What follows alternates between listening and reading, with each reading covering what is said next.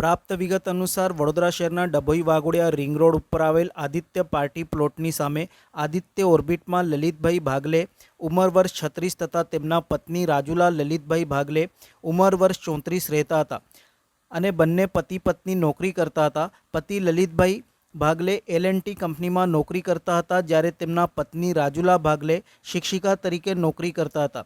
વહેલી સવારે તેમના પત્નીને નોકરી ઉપર સ્કૂલે જવાનું હોવાથી સવારે 6 વાગ્યાની આસપાસ એક્ટિવા ઉપર તેમના પત્નીને પતિ મૂકવા માટે જતા હતા.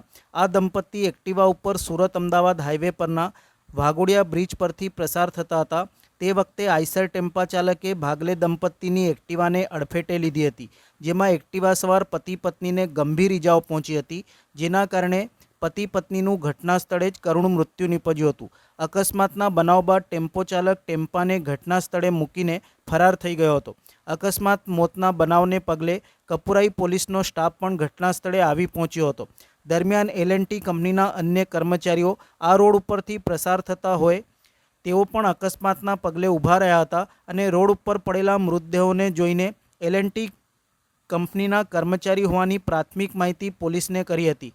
પોલીસે અકસ્માતે મોતના બનાવ સંદર્ભે ટેમ્પો કબજો કરીને ટેમ્પો ચાલક વિરુદ્ધ કાયદેસરની કાર્યવાહી કરી બંને મૃતદેહોને PM માટે SSG હોસ્પિટલ ખસેડવામાં આવ્યા હતા.